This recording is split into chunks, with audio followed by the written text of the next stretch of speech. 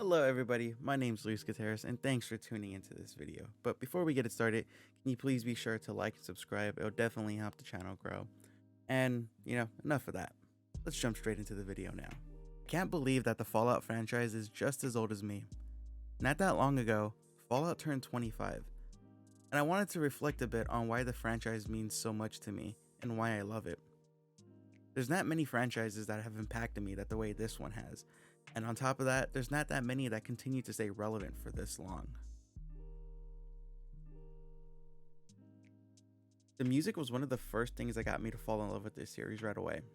I can't think of a single song in that game that doesn't slap, and that's hard to think of. All of the songs in that game are just so good. They have this old-timey feel that blend perfectly with the world of Fallout. Whenever I Don't Want to Set the World on Fire came on, it was a bittersweet feeling to listen to it.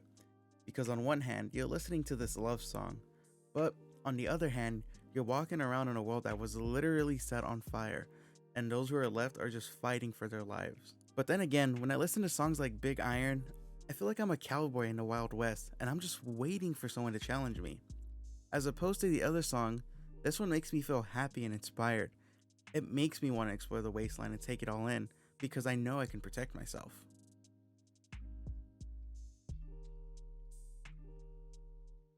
I played Fallout 3 and Fallout New Vegas as a kid, so I didn't really understand it all that much at the time when I was playing it, but the older I got, the more I understood them, and oftentimes, these stories in the Fallout franchises can get pretty intense. Say what you will about Fallout 4, but I'll never forget that feeling when you find out that your son is the big baddie of the game.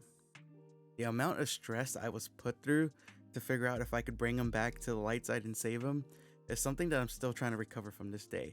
It still hits as hard when I go back and replay it.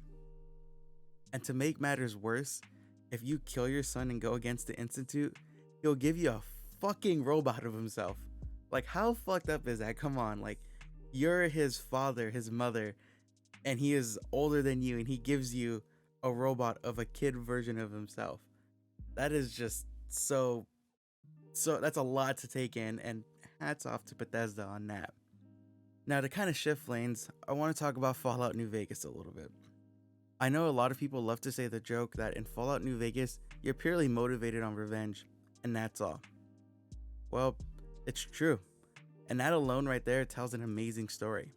And as someone who lives on the West Coast, it was fucking cool to see a whole new side of the wasteland, and what factions have appeared too. I'd often ask myself, if I was a courier, would I be so bent on revenge too? And the answer is yeah, I'd probably do the same. I mean, who wouldn't? And to talk more about Fallout New Vegas, seeing the dualities of all these different factions of the Kaiser, the NCR, the Yes Man, all of it was just so beautifully blended together. And it's all of them, they all believe that they are doing the right thing. And that's what makes this game so good too, is that they're all kind of blinded by their own flaws, some bigger than others, but they all truly believe what they're doing is the right thing. And that's just the beauty of Fallout. I could go on and on with talking about why I love each Fallout main storyline, but the point is, I loved every single main quest in Fallout 3, Fallout New Vegas, Fallout 4, and hell, even Fallout 76. I would say Fallout 1 and 2, but sadly, I've never played those ones. And here's to me hoping that one day they get ported over to console. But that's very wishful thinking.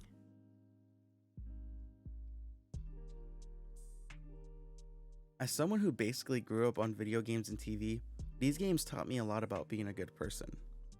Sure, Fallout is wacky and brutal, but it doesn't have to be that way. Oftentimes, you can be a pillar of hope for everyone in a game. Choosing to forgive someone rather than punishing them, lending a helping hand rather than ignoring them, is something that was reinforced to me as a kid while playing these games. Sure, it's fun to play as the bad guy and go around killing everyone, but oftentimes I felt bad doing that, and I would almost always load back to a previous save and pretend like it never happened, because I just felt truly bad for what I did. What I loved about the karma system in the game is that it affected the way that people looked at you. If you're an evil person, lots of people won't like you. There'd be a subsection of people that would love you, but you wouldn't really want to be associated with them.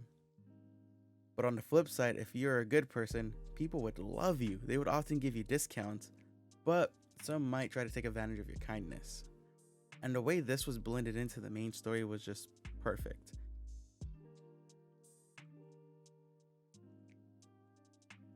Just like any good RPG game, where it truly shines is in the B plot. What I love about Fallout is that it knows when not to take itself too seriously. One of the most memorable quests I can think of from the series is stopping a wannabe superhero battle between two people, with one dressed as a robot and the other dressed as an amp.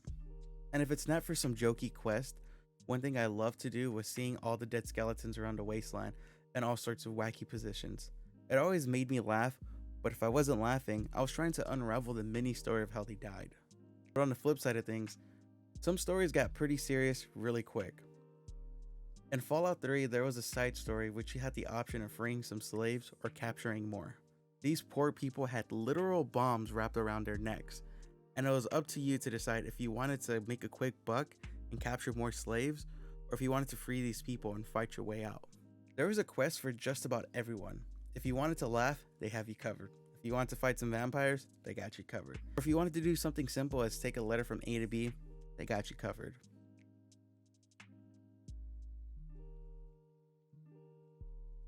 Now, I know there's a lot of great side characters in game, but it's hard just to pick one. Nick Valentine. Wow, did you guys hear that? It sounded like something. But each and every one of them had their own beautiful story that was just as impactful as the last. Did they often get in the way while you're playing?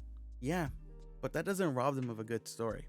One of my favorite parts of the game was being stopped by one of my companions and having them open up to me and explain their backstory. Or me trying to figure out how much shit they're full of.